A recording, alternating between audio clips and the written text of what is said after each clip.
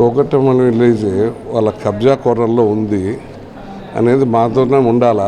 ఎవరు ఇక్కడ free polling జరగకూడదు, ఇక్కడ ఎవరు ఏజెంట్ కూర్చోకూడదు అనే ఒక సంకల్పంతో అతను 2-3 నెలలుగా ఆ ఊరిలో ఉంటున్నాడు. బయట ఉన్నాడు. అలా అదే ఊరు, అదే భూములు ఉన్నాయి. ఆయన స్థలంలో ఆయన ఇల్లు కట్టుకుంటా అంటే ఇదే వీరశివారెడ్డి కొడుకు అనిల్ కుమార్ రెడ్డి, నువ్వు సర్పంచ్కి పర్మిషన్ లేకుండా ఎట్ట కట్టుకుంటావు, నీకు కుళాయి ఎట్టిస్తారు, నీకు కరెంట్ ఎవరు ఇస్తారని బెదిరించి వాళ్ళను తీసుకుపోయి ఆ ఇంటికాడ నోటీస్ కనిపించాడు. అది నోటీసు ఇవ్వాల్సింది విలేజ్ సెక్రటరీ సంతకం లేకుండా సెక్రటరీ డూప్లికేట్ సంతకంతో వేరే వాళ్ళ సంతకం పెట్టి సెక్రటరీ చేస్తే సెక్రటరీకి అంతకుముందే ఈ అబ్బాయి దానికి ఇంటి పన్ను కట్టినాడు, ఇంటికి పర్మిషన్ తీసుకున్నాడు, కుళాయికి పన్ను కట్టినాడు, అన్నీ కట్టినా దాన్ని కనిపించిపోయినాడు. పోలీసులకు చెప్తే దాన్ని 2-3 రోజులు చేసిన తర్వాత పోలీసులు ఎంక్వైరీ చేసి ఇది కరెక్ట్ అన్నీ ఉన్నాక కట్టుకోవడానికి ఆయన నిలబెట్టేసి ఇంతకుముందు కూడా కొద్ది రోజులు ఆ ఊరికి పోయి వాళ్ళని బెదిరించి అక్కడ బేల్దాలు ఉంటే బేల్దాలను కొట్టి కూడా పంపించారు. అవన్నీ ఎందుకు లేని చిన్న కంప్లైంట్ ఇవ్వకుండా ఉన్నారు. ఈరోజు దాన్ని పరాకాష్ఠకు తీసుకుని ఎలక్షన్లలో ఒక 15 రోజులు ఉన్నాయి. ఎలక్షన్లలో వీళ్ళని ఇట్లా ఊరుకుంటే ఏజెంట్ కూర్చుంటారేమని ఒక దురుద్దేశంతో ఏజెంట్ మా ఊళ్ళో కూర్చోకూడదు, మేమేం చెప్తే అదే, మేము ఏ పార్టీకి పోతే అదే పార్టీ ఉండాల్సింది, ప్రజాస్వామ్యం కాదు ఇదని చెప్పినారు. మేము కూడా ఒక 10 రోజుల కింద ఆ ఊరికి పోయి తిరిగినాం. అందరూ కూడా చాలా సంతోషంతో మమ్మల్ని అందరూ కూడా ఆహ్వానించడం జరిగింది. ప్రతి ఇండ్లు కూడా తిరిగినాం. తప్పకుండా ఆ ఊర్లో ఏజెంట్ ఉంటారు, ప్రజాస్వామ్యంగా ఎలక్షన్ జరిపిస్తాం. ఈ ఎన్నికల కమిషనర్కు దృష్టికి తీసుకుపోతాం. జిల్లా అధికారుల దగ్గర ఇట్లా ఎస్పీ గారు కానీ ఇట్లా కలెక్టర్ గారు కానీ అందరికీ కూడా దృష్టికి తీసుకుపోయి అక్కడ సవ్యంగా ఎలక్షన్లు జరిగేటట్టుగా, సాఫీగా ఎలక్షన్లు జరిగేటట్టుగా చేస్తామనేది మేము అనుకుంటున్నాం. ఈ దౌర్జన్యాలు ఈ కాలాధంగా ఏదో పోయిందనుకుంటున్నారు. మళ్ళా ఇటన్నీ వీరశివారెడ్డి వాళ్ళ ఊర్లో ఇది రెచ్చిపోతున్నాడు. ఆయన నిన్నామననే 3 పార్టీలు మారిపోయినాడు. ముందు వైసీపీలో ఉన్నాడు, ఫిబ్రవరిలో నుంచి టీడీపీలోకి వచ్చినాడు, టీడీపీలో నుంచి మళ్ళా కాంగ్రెస్ టికెట్ కోసం పోయినాడు. కాంగ్రెస్ టికెట్లో వాళ్ళకు బేరంగా వదలకుండా మళ్ళా పోయి వైసీపీలో చేరినాడు. 3 రోజులకి నిన్నలేమన్నా జగన్మోహన్ రెడ్డి ముందు నిన్నలేమన్నా చేరినాడు.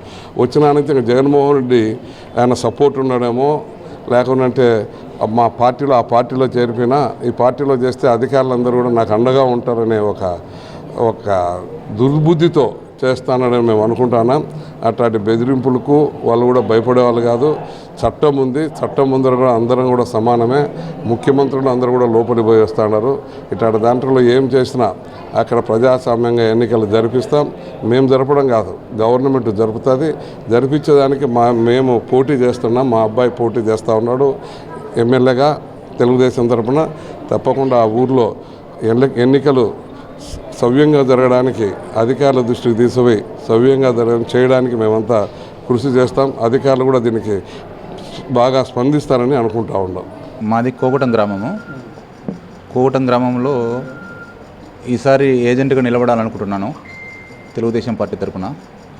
అయితే ఉద్దేశపూర్వకంగా ఇప్పుడున్న రాజకీయ పరిణామాలను బట్టి వీరశివారెడ్డి కొడుకు అనిల్ కుమార్ రెడ్డి, వాళ్ళతో పాటు కరుణ్ రెడ్డి, వాళ్ళు ఇద్దరు కలిపి ప్రవీణ్ కుమార్ రెడ్డి పేరు చెప్పి కొంతమంది అగంతకులను పంపించి మా ఇంటి దగ్గరికి కర్రలు రాడ్లు తీసుకొని వచ్చారు.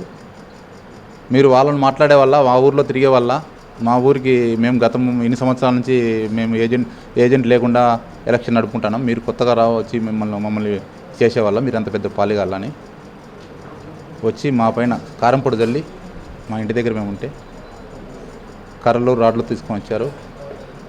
అందులో మా పైన కొట్టారు, మా పైన దాడి చేయడం జరిగింది.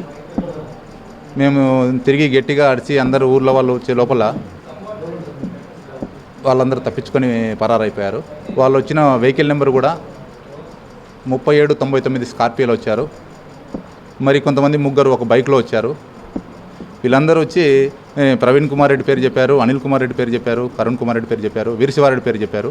వాళ్ళకు మీరు ఎదురు తిరిగే వాళ్ళ, మీరంత పెద్ద ఇదే అని చెప్పి మమ్మల్ని దబాయించి కొట్టి, నన్ను, మా భార్యను, మా చిన్నాన్నను, మా ఇంట్లో వాళ్ళందరినీ కొట్టి పరారై వెళ్ళిపోయారు. మా భార్యకు చేయి ఫ్రాక్చర్ అయింది.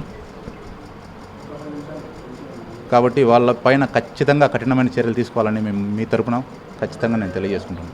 జీపు దిగి సుమో దిగినారు. ఆమె వచ్చి మా వాళ్ళ మీద మీరు నిలబడే వాళ్ళ చేసేవాళ్ళు వాళ్ళ పక్క అది ఎట్లా అని వాళ్ళు చేసి